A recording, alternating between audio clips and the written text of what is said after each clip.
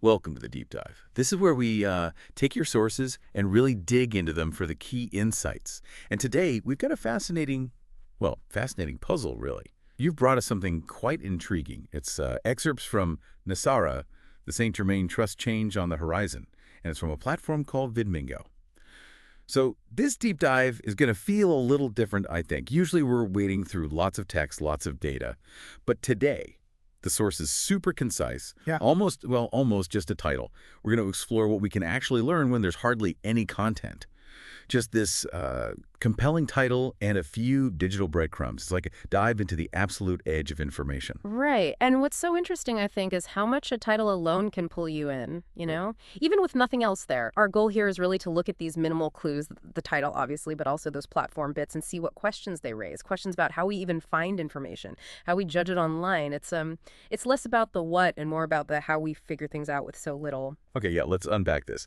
That title, NESARA, the Germain Trust Change on the Horizon. Hmm.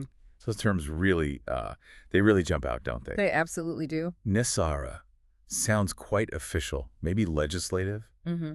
like an acronym, Mm-hmm. but then Germain Trust.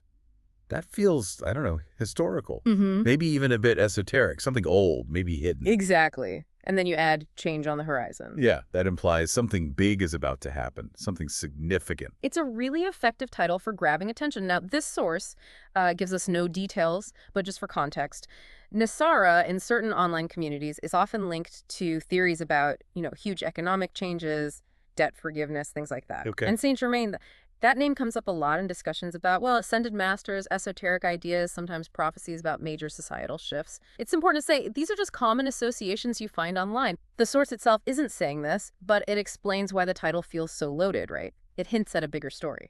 That makes sense. So the title itself kind of activates all these pre-existing ideas, if you're familiar with those circles, like opening a door. But it's not just the words. It's where we find them. Yeah. This platform, VidMingo, what about that? What are the other bits?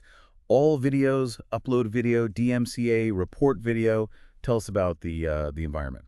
Well, seeing things like upload video and especially DMCA, that's the Digital Millennium Copyright Act, and report video, that's quite telling. How so? Those are really typical features of user-generated content platforms. Think YouTube, Rumble, places like that. So unlike, say, a major news website, these platforms host a real mix. Independent creators, opinions, maybe niche topics you wouldn't see elsewhere. Right. Kind of the Wild West sometimes. Kinda, yeah. And that context immediately makes you think about who is posting, what community is engaging with it, and maybe, the kind of standards or lack thereof for verification. So it's not just what it says, but where it lives online.